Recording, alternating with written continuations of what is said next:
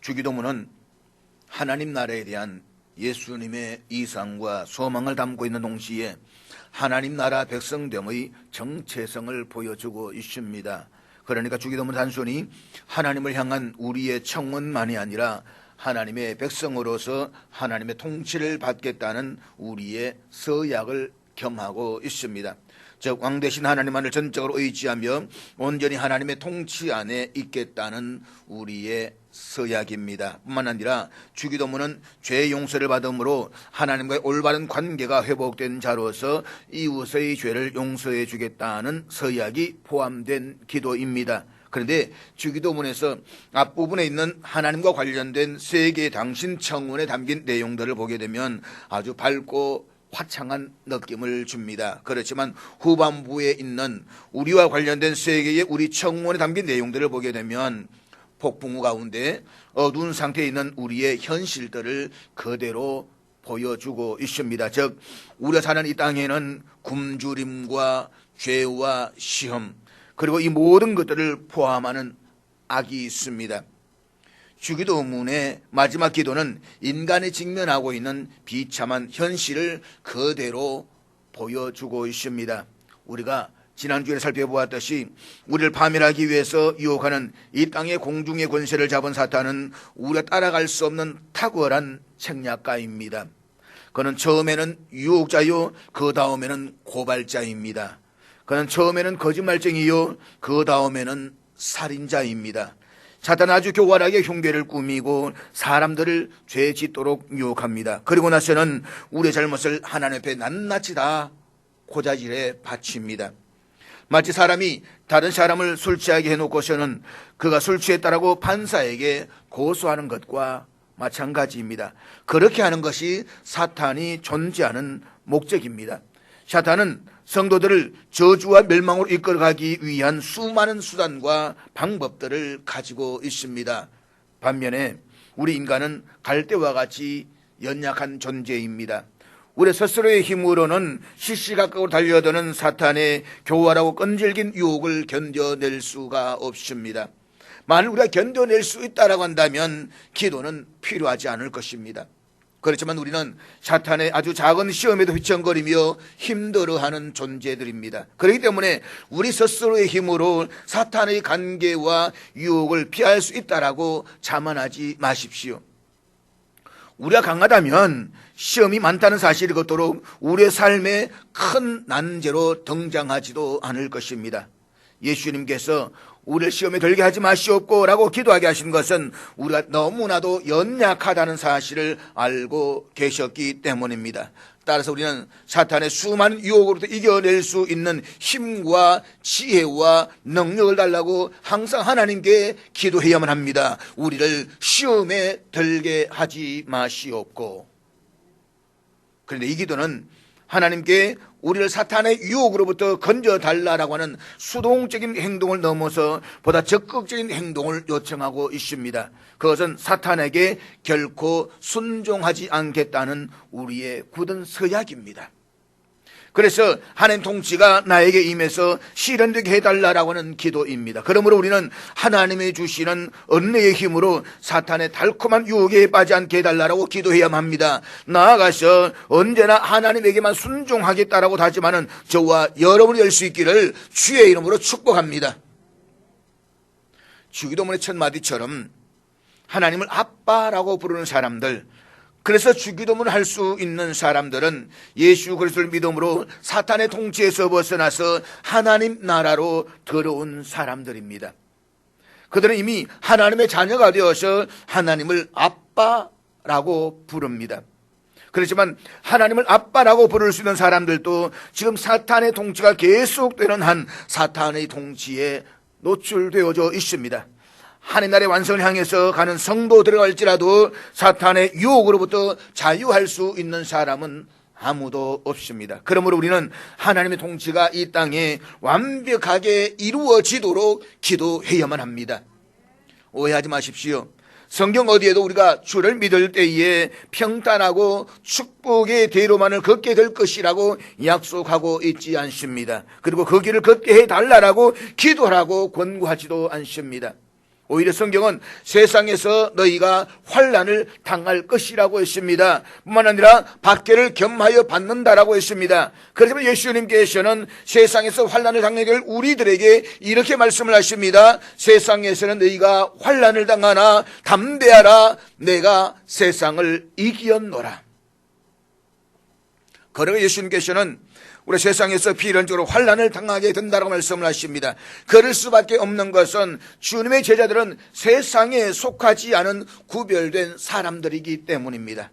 실제로 말씀을 살았던 성경의 수많은 사람들도 숱한 환난 속에서 살았습니다.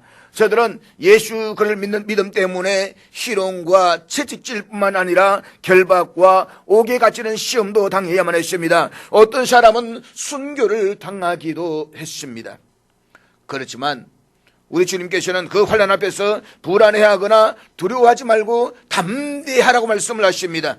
우리가 그렇게 담대할 수 있는 근거는 예수님께서 세상을 이기셨기 때문입니다. 예수님께서 세상을 이기셨다라고 하는 것은 영진 어둠의 권세인 이상 임금 사탄에게 승리하셨다는 뜻입니다. 그렇습니다. 예수님의 십자가 죽으심과 부활하심으로 치명상을 입은 사탄은 장차 우리 주님이 재림하신 후에 있게 될 마지막 심판 때에 불과 유황못에 던져서 세세토록 말할 수 없는 고통과 괴로움을 당하게 될 것입니다. 따라서 우리가 제일 먼저 간절히 기도해야 할 것이다라고 한다면 하나님의 통치, 곧 하나님의 나라가 속히 오소서라고 하는 것입니다. 그렇습니다. 하나님의 백성들은 무엇보다 먼저 이 땅에 하나님의 나라가 빨리 임하도록 기도해야만 합니다. 주여 임하시옵소서, 마라나타 어서 오시옵소서, 이것이 우리의 기도의 제목인 것입니다. 그래야 우리를 영원한 저주와 멸망의 길로 유혹하는 사탄의 나라가 종식되고 영원한 생명과 참된 평안이 있는 하나님 나라가 완성될 것입니다. 사랑하는 여러분, 예수 그리스도를 믿음으로 하나님의 통치 속으로 들어간 우리는 이미 하나님 나라의 자녀들입니다. 이것은 변개할 수도 없고 의심할 이유도 없습니다. 골로새서 1장 13절에 의하면 하나님께서 이미 우리를 흑암의 권세에서 구출해서 하나님의 사랑하는 아들의 나라로 옮기었다라고 말씀하고 있습니다. 즉 사탄의 노예 신분에서 그리스도가 주시는 자유인의 신분으로 옮겨졌다는 것입니다. 그러므로 우리는 우리의 구원의 문제를 놓고 불안해하거나 두려워할 필요가 없습니다. 어떤 때 내가 참 신앙교 올 때 내가 구원받았다고 말하고 어떤 때 내가 죄 가운데 있을 때 하나 내가 구원받았을까, 그런 염려할 필요가 없다라고 하는 것입니다. 자녀는 한 번 자녀는 영원한 자녀입니다. 하나님이 그리스도의 피로 우리를 구속하시고 우리를 인쳐주셨을 때에 너는 영원히 내 것이라고 말씀하고 계십니다. 하나님께서는 예수 그리스도의 대속된 죽으심으로 우리를 구원하셨고 우리를 그의 사랑의 아들의 나라로 완전하게 옮기셨습니다. 옮길 것이 다가 아닙니다. 이미 옮겨졌습니다. 이미 완료된 사건입니다. 우리가 이미 구원을 받았다는 것입니다. 그렇지만 우리가 이미 받은 구원은 어디까지나 종말에 완성될 구원의 첫 열매에 불과합니다. 따라서 우리는 이 땅에 사는 동안 계속해서 하나님의 주권과 사탄의 주권 사이에서 결단을 요청받고 있습니다. 하나님의 시험과 사탄의 유혹. 하나님 때는 우리를 성숙시키기 위해서 시험하기도 하십니다. 그렇지만 하나님은 악의를 가지고 우리를 유혹하지 않습니다. 반면에 세상의 임금이요 멸망의 아들인 사탄은 우리를 멸망의 구르덩이로 끌어들이기 위해서 유혹합니다. 문제는 시련 앞에서 우리가 어떻게 반응하느냐라고 하는 것입니다. 똑같은 사건을 놓고 자신의 믿음의 성숙을 시키는 기회로 사용할 수 있느냐, 아니면 반면에 욕망을 따라서 죄에 빠지는 기회로 삼을 것이냐, 이것은 결국 우리의 반응에 달려 있다는 것입니다. 따라서 우리는 하나님의 시험을 유혹거리로 만들지 말아야만 합니다. 그래서 예수님께서는 우리들에게 이렇게 항상 기도로 말씀하십니다. 우리를 시험에 들게 하지 마시옵고. 사랑하는 여러분, 이 기도에서 우리가 깨달아야 되는 것은 그저 시험을 면하게 해달라는 기도가 아니라 유혹에 들지 않고 그 시험을 이길 수 있도록 도와달라고 기도해야 한다는 것입니다. 그렇습니다. 우리는 시험의 면제를 바랄 것이 아니라 그 시험을 통해서 우리의 믿음이 더욱 성숙해지기를 갈망해야만 합니다. 하나님께서는 언제나 우리 곁에서 우리가 그렇게 되도록 도와주실 것입니다. 우리가 이 사실을 믿는다면 우리 사망의 엄청난 골짜기 안으로 들어가는 것을 두려워할 필요가 없습니다. 우리의 목자가 되신 하나님이 함께 계시면 능히 그곳을 통과할 수가 있기 때문입니다. 그럼 우리는 시련의 도가니에서 벗어나기를 구할 것이 아니라 그 속에 하나님이 임재하시기를 간구해야만 합니다. 흑암의 골짜기에서 벗어나기만을 구할 것이 아니라 성령 안에서 그곳을 통과할 수 있도록 기도해야만 합니다. 그래서 시험과 고난의 자리가 하나님의 은혜가 가득한 부흥의 자리, 축복의 통로가 될 수 있기를 주의 이름으로 축복합니다. 그런 의미에서 우리를 시험에 들게 하지 마시옵고라는 기도는 우리 스스로의 책임 있는 제자도를 서약할 것을 요청합니다. 다시 말하면 사탄의 현재적 통치를 의식하면서 우리가 무슨 일을 만나든지 그것이 우리를 파멸시키는 유혹거리로 만들지 않겠다는 굳은 서약입니다. 우리 사탄의 유혹이 날마다 우리들 주위에 넘실고 있다는 사실을 잊어버리면 안 됩니다. 하나님께서 불꽃 같은 눈동자로 우리를 지켜보고 계시듯이 사탄도 집중해서 우리를 노리고 있습니다. 마치 굶주린 사자와 같이 사탄은 인류의 모든 인생들을 다 지옥에 끌고 간다라고 할지라도 절대로 만족하지 않습니다. 그럼 우리는 결코 영적 긴장의 끈을 놓으면 안 됩니다. 그렇게 되면 당연히 사탄에 대한 경각심이 약해지고 사탄의 유혹에 무방비 상태가 되어버리고 말 것입니다. 그 결과 사탄의 유혹에 자꾸 빠져서 형편없는 죄들, 세상 사람들도 부끄러워하는 죄들에 빠지고 마는 것입니다. 사탄의 엄연한 통치가 있다는 사실, 거꾸로 말하면 하나님 나라의 구원이 아직 완성을 향해서 가고 있다는 사실은 우리가 하여금 날마다 하나님의 통치가 오소서라고 필연적으로 기도하게 합니다. 그렇게 하지 않으면 우리가 책임 있는 제자의 삶을 사는 것이 어려워지고 결국에는 아주 죄에 빠지고 말 것입니다. 그러므로 우리는 사탄의 정체성과 전략들에 대해서 분명하게 알고 있어야만 합니다. 모든 참됨과 모든 선함과 모든 아름다움은 궁극적으로 하나님께로부터 오듯이 모든 거짓과 모든 악함과 모든 추함과 모든 고난은 궁극적으로 사탄으로부터 온다는 사실을 말입니다. 그래서 예수님께서는 우리 하여금 마귀의 유혹에 빠지는 것을 허락하지 마소서라고 기도하게 하신 후에 이렇게 기도하라 말씀하십니다. 다만 악에서 구하시옵소서. 이 기도는 주기도문에서 하나님께 드린 우리의 마지막 청원입니다. 주기도문은 하나님의 이름이 거룩히 여김을 받으소서라는 기도에서 출발해서 악에서 구하소서라는 기도로 끝이 납니다. 그리고 이 기도는 우리를 유혹을 이끄는 마귀의 실체를 보다 분명하게 인지하도록 요청하고 있습니다. 즉 유혹이 사탄으로부터 온다는 것을 보다 분명하게 하기 위해서 악에서 구하소서라고 기도하게 하십니다. 따라서 이 기도는 어느 인간도 다 설명하기 어려운 어둡고 깊은 악의 실체에 대한 고발이자 경고입니다. 사랑하는 여러분, 우리의 삶에는 눈에 보이는 물질과 인간 관계만으로는 다 설명할 수 없는 보이지 않는 더 큰 영역이 있습니다. 즉 인간이 살아가는 삶에는 물질과 인간뿐 아니라 우리 눈에는 보이지 않는 영적 세계가 있습니다. 이 영적 세계는 하나님의 세계와 사탄의 세계가 함께 존재하고 있습니다. 그럼에도 불구하고 많은 사람들은 인간의 삶에 연결된 이 영적 세계에 대해서는 별로 생각하지를 않습니다.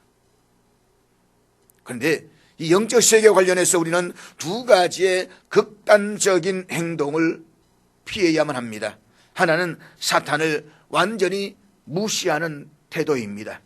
사탄이 우리에게 온갖 형태로 유혹을 하고 죄에 빠뜨리고 있다는 사실을 무시해서는 안 됩니다. 사탄은 엄연히 존재합니다.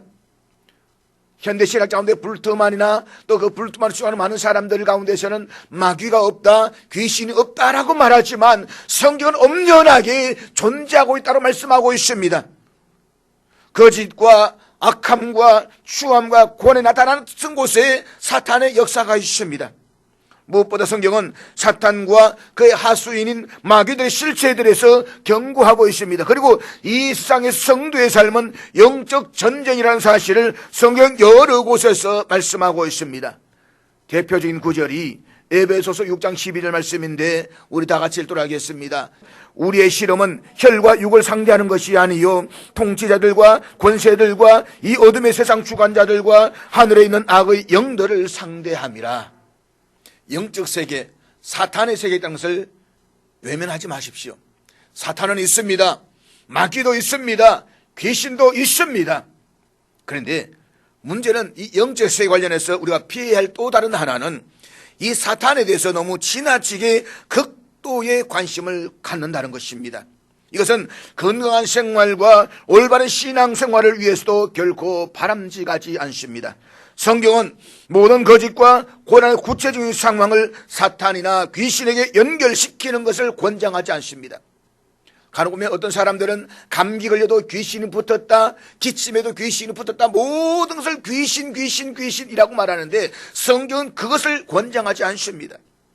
우리가 지나치게 사탄과 귀신 의식에 빠지게 되면 결국 사탄과 귀신의 공포 속에 살게 될 것입니다. 즉 사탄의 권세 아래 놓이기가 더 쉽다는 것입니다. 그래서 귀신을 내쫓는다고 말하면서 물고문과 같은 아주 이상한 행동을 해가지고 사람을 죽음에 이르게 하는 끔찍한 행동도 하게 되는 것입니다. 그리고 그렇게 되면 복음의 본질인 하나님 나라의 구원의 감격과 확신과 기쁨을 잃어버리게 되는 것입니다. 잊지 마십시오. 예수님께서는 십자가에서 죽으시고 부활하심으로써 사탄의 권세를 이기셨습니다. 그렇기 때문에 우리는 사탄과 그의 졸개들을 두려워할 필요가 하나도 없습니다. 왜요? 대장이신 예수님께서 승리하셨기 때문입니다. 우리는 사탄과 그의 세력들에 대해서 무관심해서도 안 되지만 너무 지나치게 집착해서도 안 됩니다.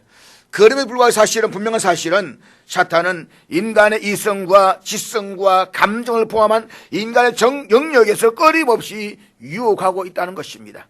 따라서 날마다 사탄의 시험에 빠지지 않게 해달라고 기도하면서 동시에 제자들의 삶을 살게 해달라고 우리는 기도해야만 합니다. 그리고 사탄의 계획에 빠지지 않기 위해서는 무엇보다도 사탄에 의해서 조장되는 악에 대해서 알고 있어야만 합니다. 그렇다면 악에서 구하소서라는 기도문에서 우리가 깨달아야 하는 교훈은 무엇일까요? 첫째, 우리 이 기도문에 나타난 악이라는 단어의 의미를 이해해야만 합니다. 다만 악에서 구하시옵소서라는 기도문을 원문으로 지으면 이렇습니다. 도리어 우리를 그 악으로부터 구하소서. 기도문에서 우리를 이라는 단어를 사용한 것은 하나님의 은혜를 체험해야 하는 대상은 바로 그리스도의 제자된 자들임을 보여주고 있습니다. 그리고 다만이라고 하는 것은 앞에 나온 내용인 하나님께서 우리 하여금 시험에 들지 않도록 해주실 뿐만 아니라 더 나아가서 악에서 구함을 받도록 해달라 라는 기도입니다. 그런데 여기에서 악으로 번역된 헬라어 투포네루라는 이 단어를 중성으로 볼 것이냐 남성으로 볼 것이냐에 대해서 견해의 차이가 있습니다. 만약 이 투포네루라는 단어를 중성으로 본다면 악이란 추상적인 의미를 갖게 되면서 악으로부터 우리를 구출하소서라고 이해를 하게 됩니다. 반면에 남성으로 본다면 악한 자라고 하는 보다 구체적인 의미를 갖게 되면서 악한 자로부터 우리를 구출해 주소서라고 이해를 하게 되는 것입니다. 여기서 악한 자라고 한다면 틀림없이 사탄을 두고 한 말이 될 것입니다. 그런데 앞부분에서 우리를 유혹에 떨어지지 않게 하소서라는 기도 자체가 이미 사탄을 전제로 하고 있습니다. 따라서 악에서 구하시옵소서라는 기도는 우리로 하여금 시험에 빠뜨린 악한 자, 즉 사탄으로부터 구하여 달라는 간구로 보는 것이 문맥상 보다 합당하다라고 말할 수가 있습니다. 악한 자인 사탄으로부터의 보호 청구는 하나님 통치하시는 하나님 나라가 오게 하소서라는 기도와 대칭을 이룹니다. 사실 하나님의 통치는 사탄의 통치와는 반대의 개념입니다. 사탄은 우리를 죄와 죽음으로 통치하고 그래서 죄를 지으면 영원한 지옥으로 이끌어갑니다. 그런데 하나님은 이 하나님의 완전한 통치는 예수님이 제대하시는 역사의 종말에 실현될 것입니다. 그때까지는 사탄이 공중 권세를 잡고 왕노릇하면서 이 세상을 다스릴 것입니다. 따라서 우리는 사탄이 통치하는 세상 속에 살면서 하나님의 백성으로 살아가고 있는 것입니다. 사랑하는 여러분, 이것이 인류가 직면하고 있는 현실이라고 한다면 우리는 무엇을 기도해야만 합니까? 우리와 우리 삶의 현장에 하나님 통치가 완벽하게 이루어지도록 기도해야만 합니다. 속히 하나님 통치하시는 하나님의 나라가 오게 하시옵소서. 이 기도는 매 순간 사탄의 통치와 하나님 통치의 갈림길에 놓이게 되는 우리가 하나님의 은혜로 하나님의 통치가 일어나서 사탄의 통치를 저지하고 하나님께만 순종할 수 있게 해달라고 기도하는 것입니다. 그러므로 하나님의 나라가 오게 하소서라는 것은 두 가지 의미를 가집니다. 그 첫 번째가 하나님의 나라가 빨리 완성되게 하소서라고 하는 미래적인 것이라고 한다면, 두 번째 의미는 지금 여기에 하나님의 통치가 우리에게 임해서 우리가 사탄의 죽음과 죄의 권세로부터 건져냄을 받게 하소서라는 현재적 의미를 담고 있다는 것입니다. 둘째로, 그렇다면 주기도문에 나오는 악이라는 것이 무엇입니까?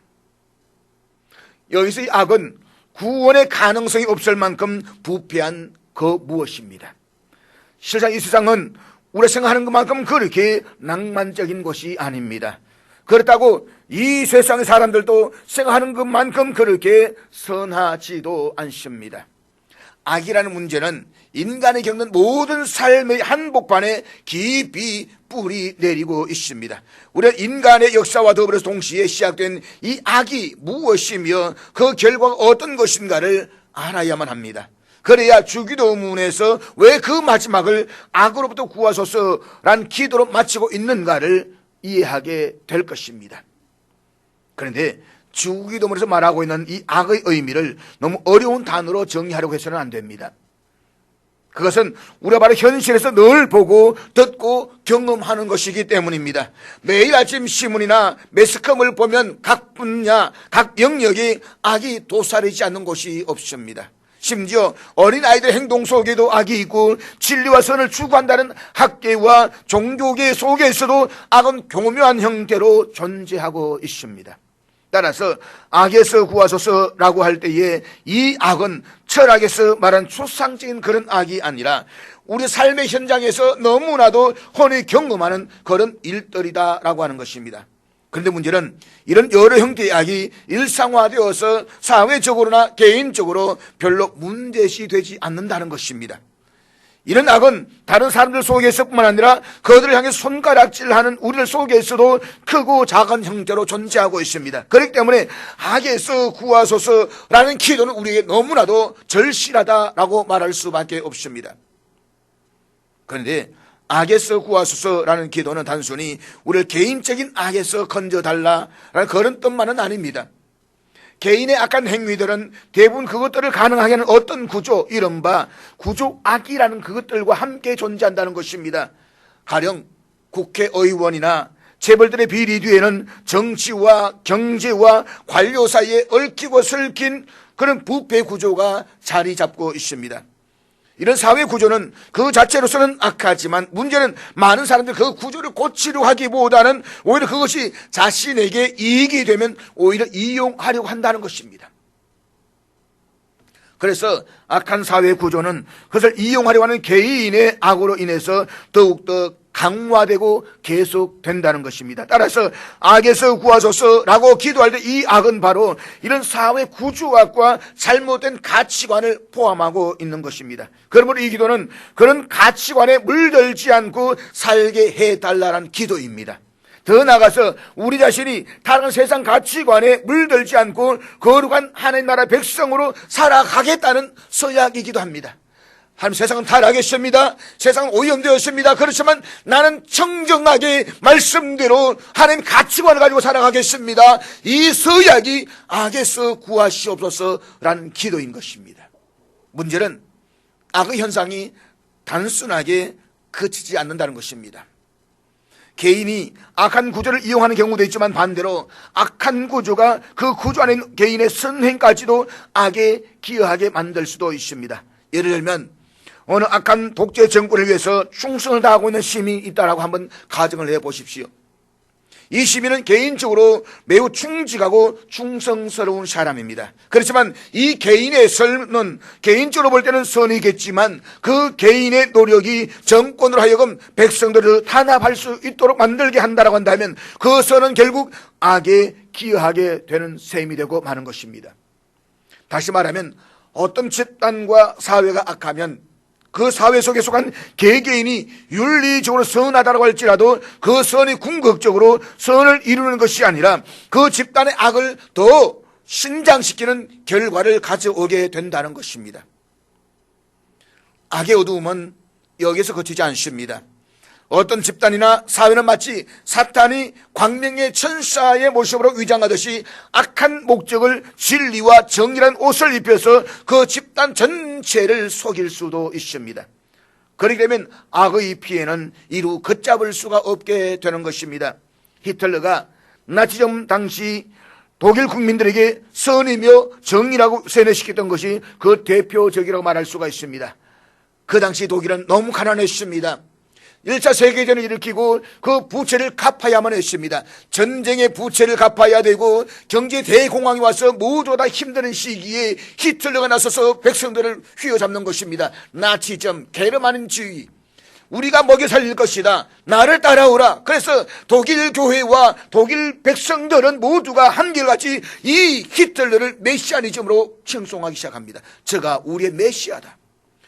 여러분, 바하와 루터와 유일한 종교적 음악가라고 그 독일이 이쯤 저절하게 타락할 수 있는 것도 바로 여기에 있습니다. 민족주의라는 이름으로, 나치즘이라는 이름으로 그들은 백성들을 현혹시켰습니다. 당시 다수의 독일 국민들이 집단적으로 마취되었습니다. 그래서 나치즘을 신봉하는 사람들은 양심의 가치를 별로 느끼지 않고 유대인 600만 명을 학살하는 끔찍한 악행을 저지르게 되는 것입니다. 어떻게 인간에 대해서 그토록 잔인하고 악할 수 있을까 싶을 정도로 전율을 느끼게 만듭니다. 이것은 개인적 차원의 악으로만은 설명할 수가 없습니다. 인간의 이름으로 이토록 잔인한 행동을 할 수 있었던 것은 국가 민족에 대한 충성이라는 이름으로 악을 정당화할 수가 있었기 때문입니다. 악이라는 것이 이토록 교묘하고 무섭다는 것입니다. 따라서 악에서 구하소서라는 이 기도 속에 언급된 이 악은 이처럼 무시무시한 모습으로 전개될 수 있다는 사실을 우리가 잊어버리면 안 됩니다. 특히 민족주의라는 이름으로, 더구나 친일, 반일 이런 프레임을 가지고 우리는 악을 공공연하게 만들어가는 오늘 정치의 문제, 구조에 우리는 심각성을 가져야 되는 것입니다. 그러므로 이 기도는 우리의 미치는 온갖 악의 영향력으로부터 완전한 해방을 구하는 부르짖음이라고 말할 수가 있습니다. 셋째, 그렇다면 우리가 어떻게 해야 이 악에서 벗어날 수가 있을까요? 악을 그냥 적당히 넘어갈 수 있는 것으로 생각해서는 안 됩니다. 악은 우리가 생각하는 것 이상으로 훨씬 무섭고 더 잔인하며 엄밀하고 교묘하며 파괴적입니다. 예수님께서는 이 악을 통해서 역사는 악한 존재를 가리켜서 인간의 생명을 죽이고 도둑질하고 멸망시키는 도둑이다라고 했습니다. 그렇습니다. 악은 인간의 생명을 속이고 멸망시키고 마침내 파괴시킵니다. 악에서 구원받지 못하면 결국 기다리는 것은 오직 심판뿐입니다. 이 사실을 안다면 우리는 간절한 심정으로 기도해야만 합니다. 다만 악에서 구하시옵소서. 그런데 우리가 비록 예수 그리스도의 보혈의 공로로 인해서 하나님의 자녀가 되었지만 그래도 불구하고 우리의 마음과 감정과 영혼 속에는 끊임없이 악을 추구하고자 하는 악의 잔존 세력들이 꿈틀거리고 있습니다. 이 사실을 사도 바울은 로마서 7장 21절에서 이렇게 고백하고 있는데 우리 다 같이 읽도록 하겠습니다. 그러므로 내가 한 법을 깨달았노니 곧 선을 행하기 원하는 나에게 악이 함께 있는 것이로다. 그리스도 안에서 중생을 경험했던 사도 바울은 자신의 삶 가운데서 일하는 치열한 내적 갈등을 지금 토로하고 있습니다. 자신의 내면에 선과 악이 함께 공존함으로써 끊임없이 서로 대적하는 가운데 자주 이 선이 악에게 지는 것을 발견하고 있는 것입니다. 그러므로 우리가 시험에 들지 않기 위해서 기도를 했다라고 한다면 이제 이 땅에 존재하는 모든 악으로부터 구하기 위해서 기도해야만 합니다. 그것은 우리 안에서 끊임없이 꿈틀거리고 있는 악의 잔존 세력들을 죽여버리는 것입니다. 다만 악에서 구하시옵소서라는 기도는 악으로부터 구출해 주소서라는 소극적인 의미만을 가지고 있는 것이 아니라 보다 적극적인 의미에서 구원받은 자로서의 선한 삶을 살아가겠다는 자기 서약입니다. 그런데 본질상 진노의 자녀인 우리들은 죄와는 너무나도 가깝기 때문에 우리 스스로의 힘으로 죄악의 잔존 세력을 죽이는 것은 어렵습니다. 그래서 하나님께서는 우리로 하여금 죄를 멀리하고 살아있는 신앙을 유지하고 거룩한 성화의 삶을 살아가기 위해서 은혜의 방편들을 마련해 주셨습니다. 즉 우리가 이 세상의 악에서 구함을 받기 위해서는 이 세상에서 도피함으로써 되는 것이 아니라 이 세상 속에 있으면서 하나님이 주시는 은혜의 방편들을 가지고 거룩한 하나님의 백성으로 살아갈 때에 가능하다는 것입니다. 그렇다면 하나님이 우리에게 주신 은혜의 방편들은 어떤 것이 있을까요? 첫째는 하나님의 말씀입니다.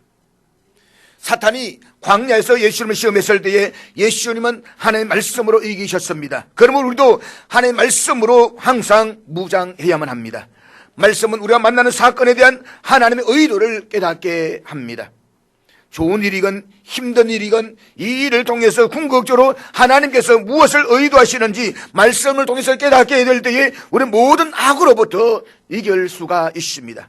따라서 우리는 성경을 암송하고 묵상하는 일을 결코 게을리 하지 말아야만 합니다. 둘째는 찬송입니다. 현대인들은 음악의 홍수 속에 살아가고 있습니다. 그런데 수많은 음악 가운데는 건전한 음악도 있지만 적지 않은 음악들이 사람들의 마음을 파괴하고 탐욕적인 성향을 부추기는 역할을 하기도 합니다. 세상적인 노래는 사람의 영혼들을 좀 먹고 있습니다. 그렇지만 찬송은 단순한 노래가 아닙니다. 찬송에는 영적인 힘이 있습니다.